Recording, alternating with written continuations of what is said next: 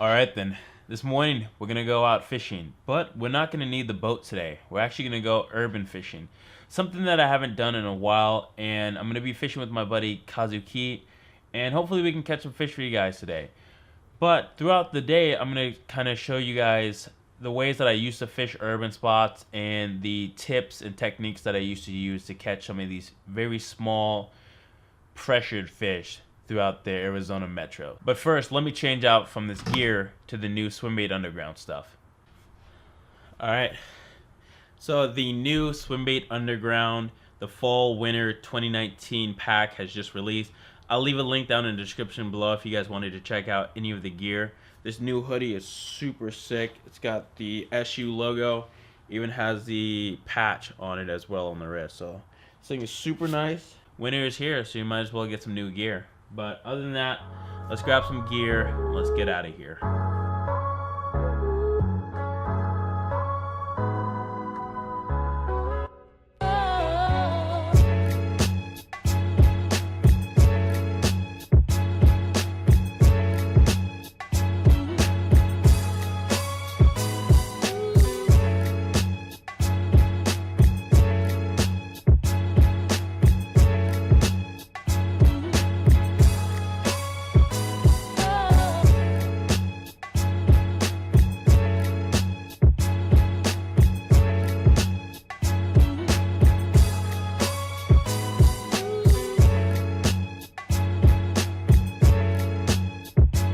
Alright, so we're down at the pond with my boy, AZ. It is freezing cold. I haven't even made a cast yet, but absolutely beautiful morning. Nobody out here, and hopefully we can buy a bite today. We're going to be throwing around a couple different swim baits. I'll probably be throwing around like the Tiny Clash or the K9. You've got what on? Ghost. The Ghost, and then he also has the Tiny Clash With the whiskers. Yo, we're gonna catch a giant today or what? Hell yeah, dude. Let's So we're gonna go around, hopefully buy a bite. Hopefully you guys enjoy the video, so stay tuned.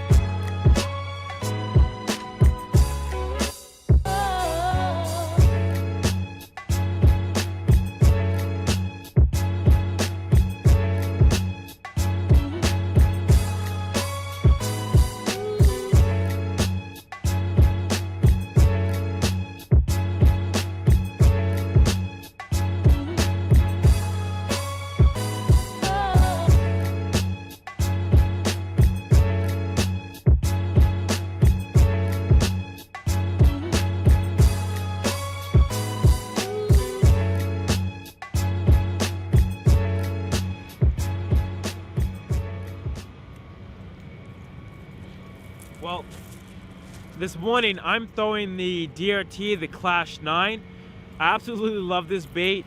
It's a little on the bigger side for the urban spots, but KZ, he's caught fish on the Clash Ghost out here. So I think the Clash 9 can definitely get bit.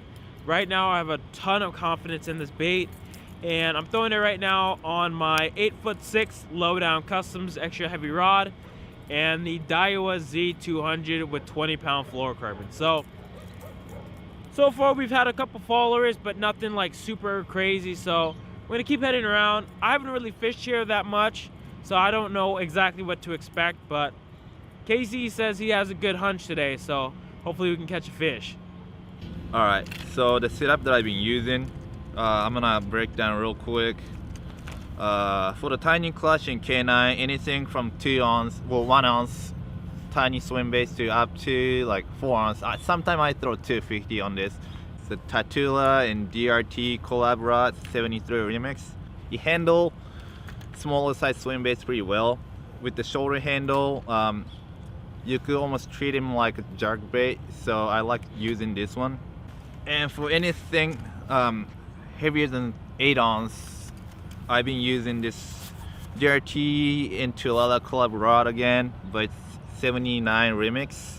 it rated up to 35 ounce and throws ghost 9 ounce class baits like nothing. It sounds like it's overkill, but I like it because you could work these giant baits just like 5 ounce, like almost 250. You could move it really quicker and faster if I need to. And with the longer handle right here, I'm not really sure how long this handle is, but it's pretty long. And the reel that I'm paired with is Calcutta Conquest 400, the 50 pounds for curving line spooled up. So I still wanted to give you guys kind of tips on fishing urban small spots. So growing up fishing these swim baits, I had to fish urban ponds to try and catch my fish. And a lot of them are super pressured right in the middle of the city. And so you really have to adjust and you have to be really on your game if you really want to catch some of those fish in those super pressured spots. So I learned a lot of things fishing those urban ponds. And so I'm gonna kind of sprinkle them out throughout the day to you guys. KZ's been fishing the urban spots as well, so he's also gonna give some of his pointers for some of those guys that are struggling at those super pressured urban spots. So, you know, the first thing that I always tell people to do is when they fish urban spots, if the water's decently clear like how some of our urban spots here are, is you wanna make super far casts. Super far casts, because normally those fish, they will be conditioned that if they see a two-legged animal that's along the shoreline, that means it's bad. Just because they start to understand like, all right, these people are fishing, they're trying to hunt us. So as soon as these fish see us, a lot of times they will spook. So the further the cast you make, the more chances that those fish will not see you and they'd rather see your bait than you. And normally these baits are pretty good at getting these fish to bite. So if you make that bomb cast out there, that fish doesn't see you, it only sees your bait, and so it focuses always on your bait. So for the most part, a lot of the fish that I've caught fishing urban stuff is on super far casts down the bank or out middle. And honestly, it's probably one of the best ways to consistently start catching fish. There are times that you can see fish kind of up shallow, and you can kind of make a pitch to them before they see you. But for a lot of the times in that super clear water, if those fish are really pushed up shallow, they're gonna see you from like a mile away. So the farther the cast, normally the better. I've also had times where I'll make a 5-foot cast and I'll catch a fish. But for the most part, the further the cast, the better. Alright, so a few tips that I could give you guys when it comes to throwing swim baits at the tiny pond, like a community water, stuff like that. Don't worry about the size of the baits that you're throwing. Mainly, just grab something that makes you want to throw, and that way you're focused and you're gonna be sticking around with the baits for a while. And what's gonna happen is basically you'll eventually figure out the action on the baits that those fish likes, and chances are you might get one. Just go out there, check your baits, and learn something. If something's not working, try different ways to work it, or you could just switch up the baits, soft baits, stuff like that. Let's say you're fishing at the murky water, it's dirty water, try to throw soft baits, blue tail, paddle tail type soft baits, something that moves a lot of water, or wake baits. That's about it. Yeah. So another piece of advice that I'd give to the people out there is try to get out and fish when other people aren't fishing. So I've been out before where I'll be fishing a certain spot. I'm like, all right, normally there's been some fish up here in like this corner, and then all of a sudden some random dude comes out of nowhere and spooks off all the fish, and it's like, darn, all right, that kind of sucks. But when I go out on, middle of the week, or when it's raining, or when it's cold, or when it's too hot, a lot of times I'm catching a lot more fish in those style of conditions rather than on beautiful days when everybody's out there. Because when it comes down to these urban spots, a lot of these urban spots, at least here in Arizona, they don't have a lot of structure for these fish to relate to or to ambush prey.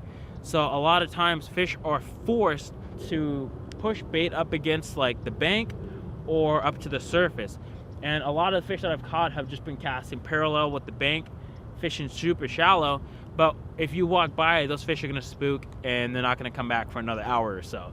One of the urban spots that I fished here before, me and my buddy, we were fishing it like 5 years ago in November, cold, rainy, and my buddy ended up sticking a 9-pounder out of an urban spot on the depth 250. But that fish wouldn't have eaten on a perfect day just because there would have been a line of trout people fishing there. So it really just comes down to back to that fish behavior, is just seeing when those fish like to move around the most or where they like to feel more comfortable.